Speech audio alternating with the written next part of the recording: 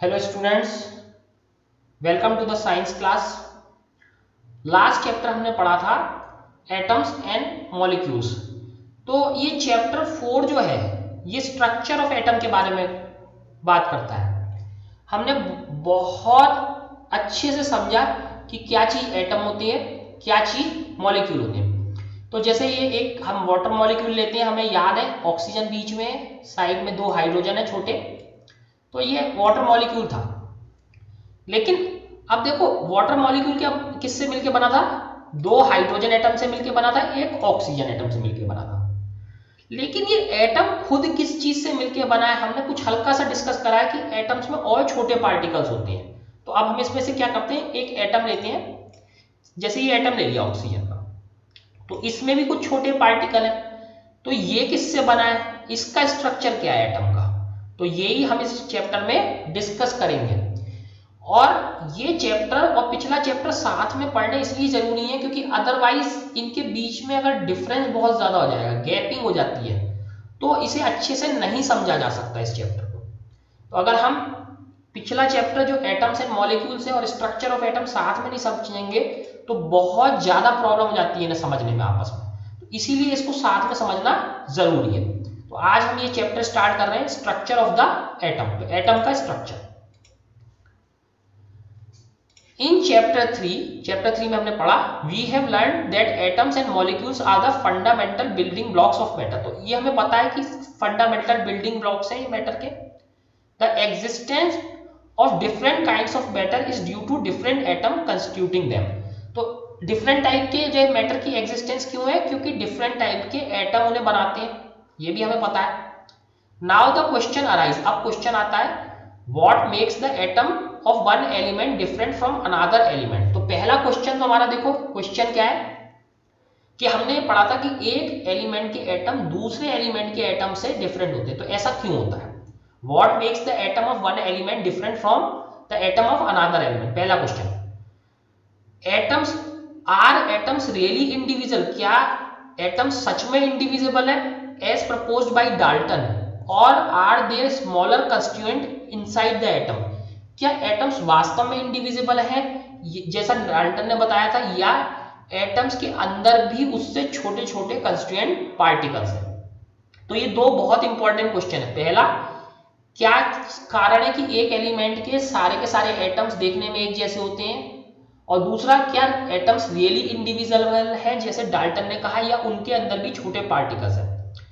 We shall find out the answer to these questions in the chapter. तो इन दो चीजों के आंसर देने के लिए चैप्टर बना है। बेसिकली ये चैप्टर अलग कर दिया गया है, लेकिन ये चैप्टर उसी चैप्टर का पार्ट है। वी विल लर्न अबाउट सब एटॉमिक पार्टिकल्स। सब एटॉमिक का मतलब एटम से छोटे। यहां हम किसके बारे में पढ़ेंगे? सब एटॉमिक पार्टिकल्स के बारे में। सब एटॉमिक का मतलब जो एटम से छोटे पार्टिकल्स के बारे में पढ़ेंगे। एंड द वेरियस मॉडल्स, और मॉडल्स के बारे में पढ़ेंगे that have been proposed to explain how these particles are arrange within the atom. और डिफरेंट मॉडल्स के बारे में पढ़ेंगे जिसने ये बताया कि कैसे ये जो सब एटॉमिक पार्टिकल है, छोटे छोटे पार्टिकल है, वो एटम्स के अंदर अरेंज होते हैं। सबसे पहले मॉडल वर्ड समझो। मॉडल वर्ड का मतलब यहाँ पे इससे है, मॉडल का मतलब क्या होता है, जैसे आप लोग से कहा जाता है कि इस चीज का एक वर्किंग मॉडल बना के लाओ। तो वर्किंग मॉडल क्या होता है, जैसे अगर आपने कोई बड़ी चीज बनानी है, लेट अस से कि कोई बिल्डिंग बनानी है, तो बिल्डिंग तो बनाने से पहले आपसे कहा जाता है कि एक मॉडल बनाओ बिल्डिंग का, कि बिल्डिंग दिखेगी कैसे। जैसे एक बड़ी बिल्डिंग हमने ये वाली बनानी है, तो अब कोई एकदम से तो है नहीं कि करोड़ों रुपए लगा के जैसे ये बिल्डिंग बना देगा। तो आपसे क्या कहा जाता है कि इसका एक छोटा मॉडल बना के लाओ। तो आप इसका एक छोटा मॉडल बना के लाते हो जिसमें दिखाते हो कि बिल्डिंग ऐसी दिखेगी, फिर हम इसे इससे बड़ी बना लेते हैं। तो ऐसे ही मॉडल क्या था, मॉडल जैसे अगर मान लो एटम गोल है, और गोल एटम के एक कोने में एक पार्टिकल है और दूसरे इधर एक दूसरा पार्टिकल है। तो मॉडल क्या है कि अब एटम्स तो हम देख नहीं सकते, तो मॉडल क्या मतलब एक इतना बड़ा कुछ मॉडल बना के लाओ जिसमें ऐसे ही करके दिखाया हो कि एटम क्या है, गोल है, और एक पार्टिकल यहां दिखा रखा हो, एक पार्टिकल यहां दिखा रखा हो, इसे क्या बोलेंगे? मॉडल। मॉडल। तो बड़े चीजों में मॉडल कैसा बनता है? छोटा, लेकिन एटम्स छोटे दिखते नहीं है, तो इसका मॉडल कैसा बनेगा? बड़ा। तो मॉडल क्या चीज होती है? मॉडल सिंपली उस चीज को समझने की एक एक समझने की एक कोशिश है कि एटम्स कैसे दिखते हैं, इसी को एटॉमिक मॉडल बोलते हैं। एटम के मॉडल को क्या बोलते हैं? Atomic model. तो ये एटॉमिक मॉडल पढ़ेंगे हम। और ये इसके पार्टिकल, जैसे ये दो पार्टिकल है तो ये पार्टिकल इसमें कैसे अरेंज है, जो अंदर जो पार्टिकल होते हैं छोटे उन्हें क्या बोलते हैं? सब एटॉमिक पार्टिकल। सब का मतलब छोटे, एटम से छोटे, एटॉमिक मतलब सब एटॉमिक मतलब एटम से छोटे पार्टिकल। इस मॉडल के से हम सीखने की कोशिश करेंगे कि इसके अंदर ये पार्टिकल्स कैसे अरेंज है। तो मॉडल वर्ड का मतलब समझना बहुत जरूरी है और सब एटॉमिक वर्ड का भी, ठीक है। तो मॉडल्स के बारे में पढ़ेंगे और सब एटॉमिक पार्टिकल्स का। A major challenge before the scientist at the end of 19th century. तो अब हम किसके एंड में आ गए? 19th सेंचुरी के एंड में। 19th सेंचुरी का एंड कब होगा? 1900 पे, याद है ना, समझाया था ना। तो यानी 1890 के आसपास से 1900 के आसपास। तो इससे लास्ट सेंचुरी में क्या डिस्कवरी हुई थी? एटम्स और मॉलिक्यूल्स की।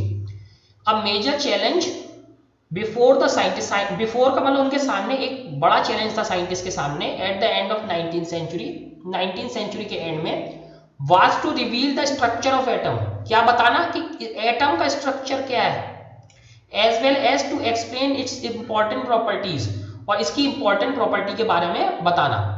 तो 19th सेंचुरी के लास्ट में साइंटिस्ट के पास क्या चैलेंज था कि स्ट्रक्चर बताओ एटम का और इसकी क्या क्या प्रॉपर्टीज है। The elucidation of structure of atoms is based on a series of experiment। तो elucidation मतलब उसकी explanation, elucidation का मतलब एक टाइप की explanation। जो स्ट्रक्चर ऑफ एटम्स की थी वो किस पे बेस्ड है? एक्सपेरिमेंट्स पे। उन्होंने कई सारे एक्सपेरिमेंट्स करे और इसके बेस पे बताया कि एटम्स ऐसे होंगे, एटम्स ऐसे होंगे, ठीक है। तो देखते हैं क्या क्या एक्सपेरिमेंट थे, क्या क्या बातें आई सामने। One of the first indications, पहला इंडिकेशन क्या था? One of the first indication that atoms are not indivisible comes from studying static electricity and the condition under which electricity is conducted by different substances. तो पहली चीज तो देखो इस बात से समझ में आई कि जो इस स्टैटिक चार्ज होता है, जैसे हमारे क्लास में वाली एक्टिविटी ध्यान करो जिसमें हम स्केल को अपने बालों पर रगड़ के चार्ज करते हैं और उसे कागज के टुकड़े उठाते हैं। तो इससे एक चीज आई कि एटम इंडिविजिबल नहीं हो सकते, क्योंकि एटम के ऊपर तो कोई चार्ज होना नहीं चाहिए था, पॉजिटिव नेगेटिव।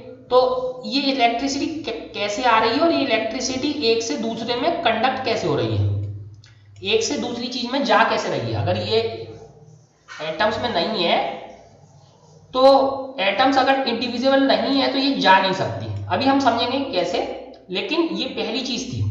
तो हम सबसे पहले पॉइंट पे आते हैं, चार्ज पार्टिकल्स इन मैटर। तो पहला पॉइंट क्या है हमारा? Charge particle. तो हमने चार्ज पार्टिकल के बारे में अच्छे से समझा पिछले में, जैसे Na और Cl था। तो अगर इन्हें अलग अलग कर देते थे तो क्या हो जाता था? Na अलग हो जाता था और Cl माइनस, ये वाला पॉजिटिव ये वाला नेगेटिव, तो इस टाइप से हो जाता था। For understanding the nature of charged particles in matter, let us carry out following activities। तो अब हमने ये कुछ एक्टिविटीज पढ़नी है, ठीक है। अब एक्टिविटी देखते हैं। पहले एक्टिविटी 4.1, कोम ड्राई हेयर, ठीक है। तो अपने हेयर को जो है ड्राई हेयर, सूखे बालों को कोम करा। Does the comb then attract small pieces of paper? Yes, attract करता ही है। Rub a glass rod with a silk cloth and bring the rod near an inflated balloon. Observe what happens। तो क्या होता है? तो हमने ये एक्टिविटी लास्ट ईयर भी देख चुके थे कि अगर हम ग्लास रॉड को सिल्क से करें, रब करें, और या फिर ड्राई हेयर को कोम करें तो ये अट्रैक्शन की एक पावर आ जाती है इसमें, ठीक है। तो ये कहां से आती है? तो ये सब हमें देखना है। अब देखो, from these activities can we conclude that rubbing two objects together they become electrically charge. तो इससे हमें पता चल जाता है कि ये इलेक्ट्रिकली क्या हो जाते हैं? चार्ज होते हैं रबिंग से। Where does this charge come from? कहां से ये चार्ज आता है? This question can be answered by knowing that an atom is divisible and consist of charge particle. तो इस क्वेश्चन का आंसर कैसे दिया जा सकता है?